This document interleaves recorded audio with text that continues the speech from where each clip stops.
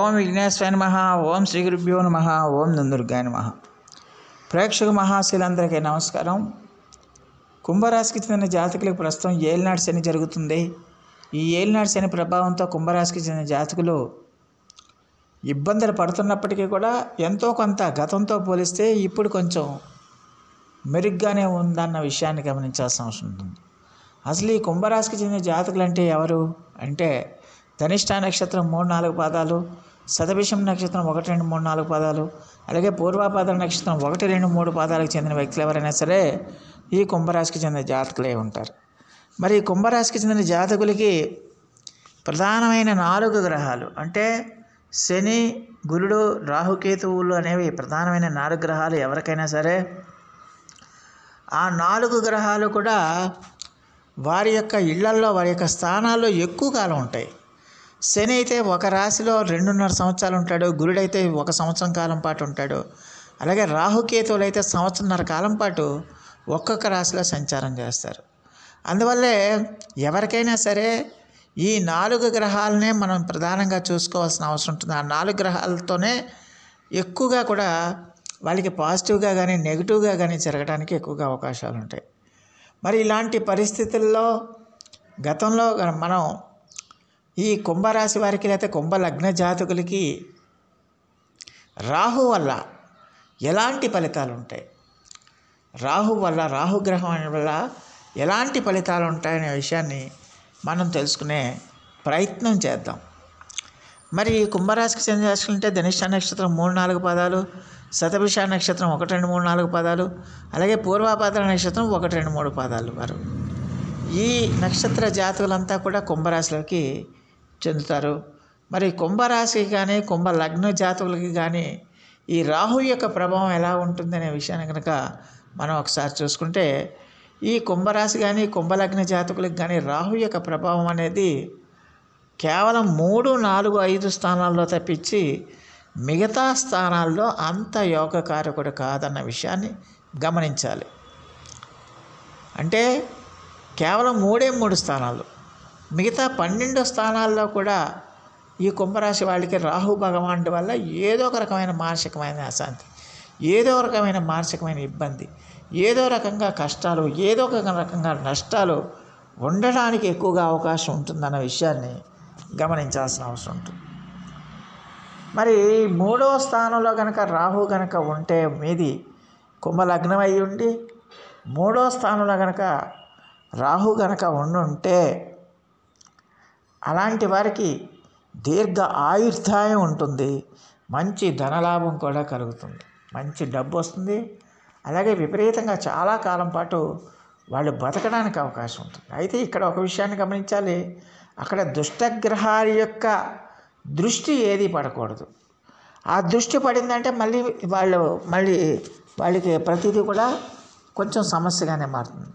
ఆ దుష్టగ్రహాల దృష్టి పడకపోతే కనుక ఖచ్చితంగా కూడా 3వ స్థానం అనేది రాహుకి ఈ కుంభరాశి వాళ్ళకి, కుంభలగ్నం వాళ్ళకి యోగిస్తుంది.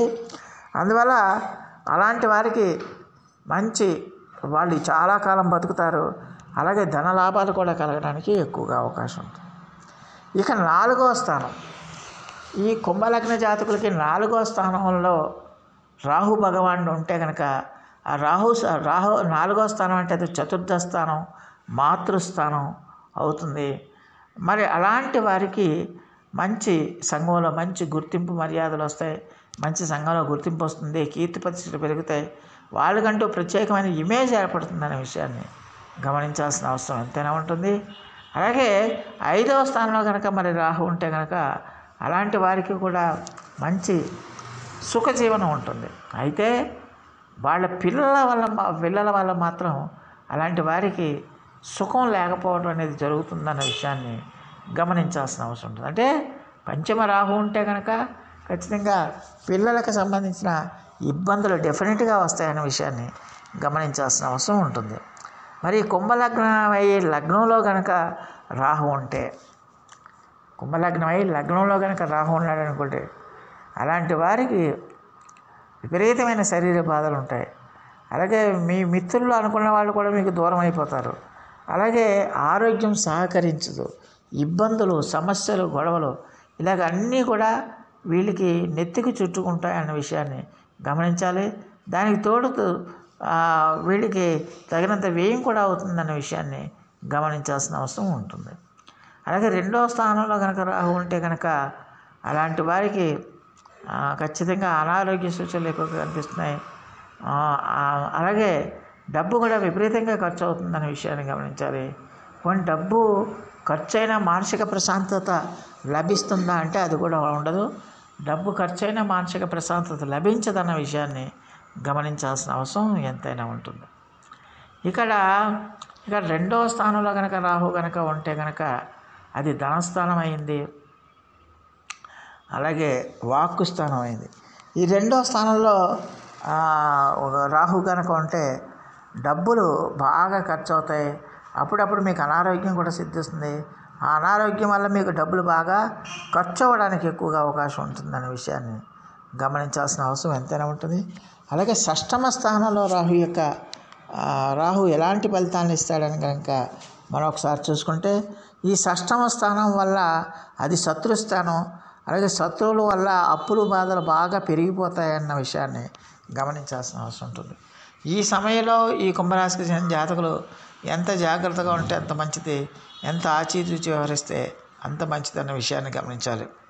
అలాగే 7వ స్థానంలో రాహు ఉంటే కనుక ఆ కుటుంబంలోని వ్యక్తులకి అందరికీ కూడా అనారోగ్య సూచనలు ఎక్కువగా కలుగుతాయి, అశాంతి కూడా ఉంటుందన్న విషయాన్ని గమనించాల్సిన అవసరం ఎంతైనా ఉంటుంది.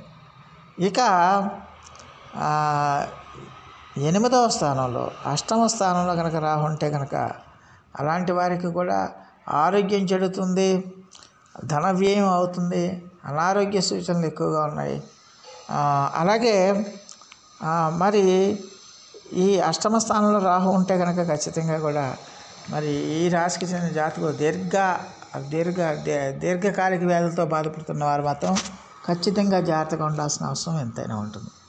ఇక భాగ్యస్థానంలో కనుక రాహు ఉంటే అలాంటి వారికి పితృ సౌఖ్యం ఉండదు, తండ్రితో ఆదరణ లభించుతూ పితృ సౌఖ్యం ఉండదు, వాళ్ళు మానాన వాళ్ళు ఏదో బతికేస్తూ ఉంటారు.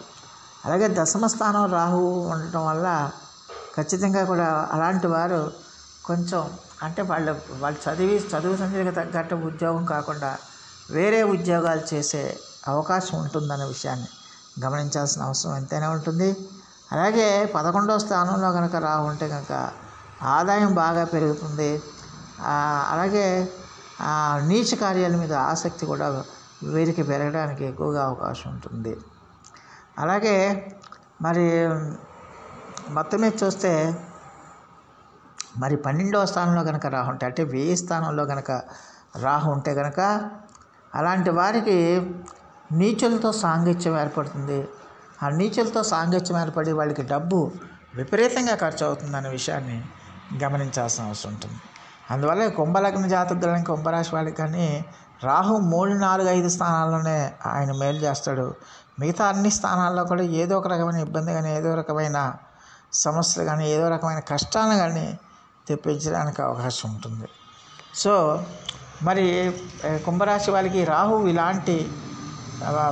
ఇలాంటి బాధలు పెడతాడు కదా. మరి అందరి పరిస్థితి ఇదేనా అంటే మీ జన్మజాతకంలో రాహు కనుక బాగుంటే, మీ జన్మజాతకంలో కనుక రాహు కనుక మంచి స్థానాల్లో ఉంటే ఖచ్చితంగా కూడా మీకు మేలు చేస్తాడు, ఖచ్చితంగా కూడా మీకు విజయాన్ని అందిస్తాడనే విషయాన్ని గమనించాల్సిన అవసరం ఉంటుంది. మరి ఈ రాహు మీకు వ్యతిరేక ఫలితాలను ఇస్తుంటే ఏం చేయాలనే విషయాన్ని గమనిస్తే ప్రతిరోజు కూడా దుర్గా ఆరాధన చేయాలి. రాహుకాలంలో దుర్గా ఆరాధన కూడా బ్రహ్మాండంగా యోగిస్తుంది.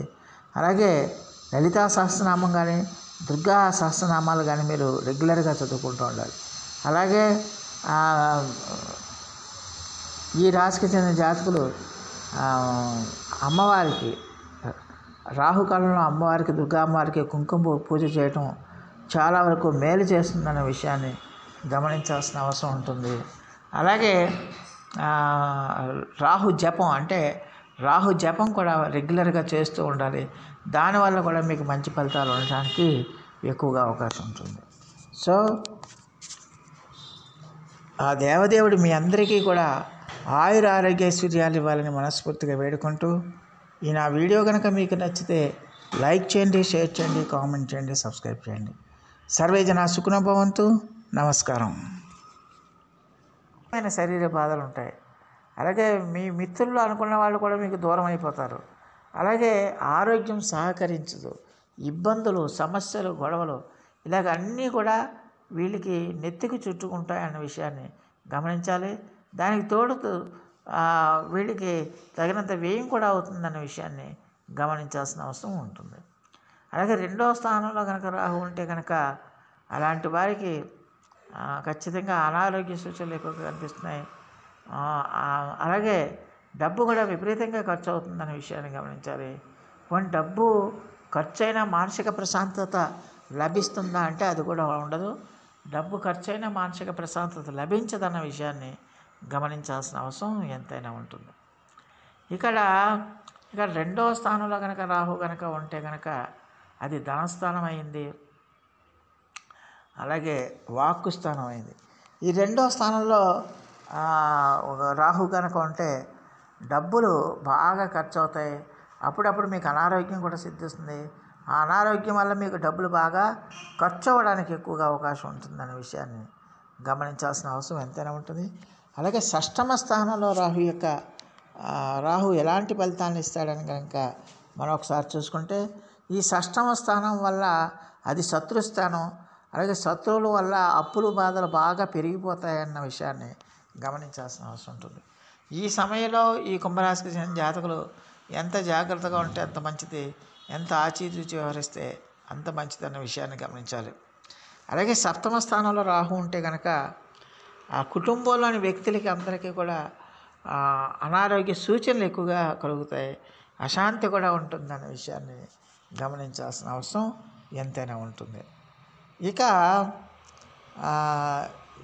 8వ స్థానంలో 8వ స్థానంలో కనుక రాహు ఉంటే కనుక అలాంటి వారికి కూడా ఆరోగ్యం చెడుతుంది, ధన వ్యయం అవుతుంది, అనారోగ్య సూచనలు ఎక్కువగా ఉన్నాయి. అలాగే మరి ఈ 8వ స్థానంలో రాహు ఉంటే కనుక ఖచ్చితంగా కూడా మరి ఈ రాశికి చెందిన జాతకులు దీర్ఘకాలిక వ్యాధులతో బాధపడుతున్న వారు మాత్రం ఖచ్చితంగా జాగ్రత్తగా ఉండాల్సిన అవసరం ఎంతైనా ఉంటుంది. ఇక భాగ్యస్థానంలో కనుక రాహు ఉంటే అలాంటి వారికి పితృ సౌఖ్యం ఉండదు, తండ్రితో ఆదరణ లభించుతూ పితృ సౌఖ్యం ఉండదు. వాళ్ళు మానాన వాళ్ళు ఏదో బతికేస్తూ ఉంటారు. అలాగే 10వ స్థానం రాహు ఉండటం వల్ల ఖచ్చితంగా కూడా అలాంటి వారు కొంచెం అంటే వాళ్ళు చదువు సంధ్యకు తగ్గట్టు ఉద్యోగం కాకుండా వేరే ఉద్యోగాలు చేసే అవకాశం ఉంటుందన్న విషయాన్ని గమనించాల్సిన అవసరం ఎంతైనా ఉంటుంది. అలాగే 11వ స్థానంలో కనుక రాహు ఉంటే కనుక ఆదాయం బాగా పెరుగుతుంది. అలాగే నీచ కార్యాల మీద ఆసక్తి కూడా వీరికి పెరగడానికి ఎక్కువగా అవకాశం ఉంటుంది.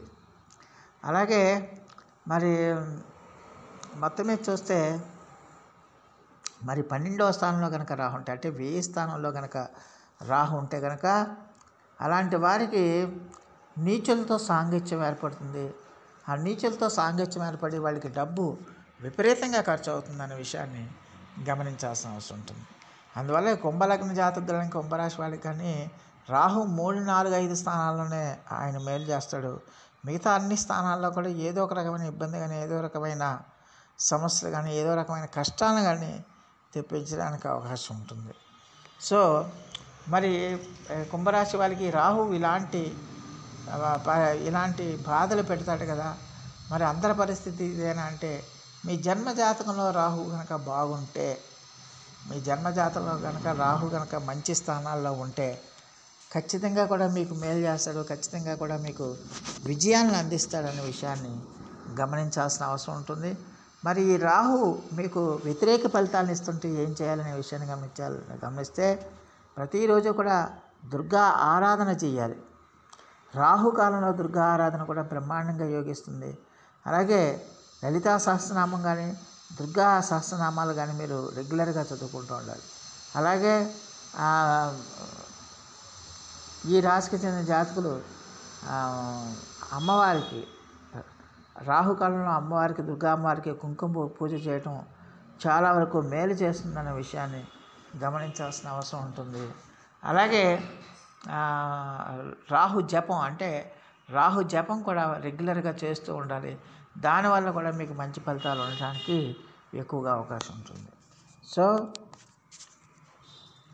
ఆ దేవదేవుడు మీ అందరికీ కూడా ఆయుర ఆరోగ్యైశ్వర్యాలు ఇవ్వాలని మనస్ఫూర్తిగా వేడుకుంటూ, ఈ నా వీడియో కనుక మీకు నచ్చితే లైక్ చేయండి, షేర్ చేయండి, కామెంట్ చేయండి, సబ్స్క్రైబ్ చేయండి. సర్వే జనా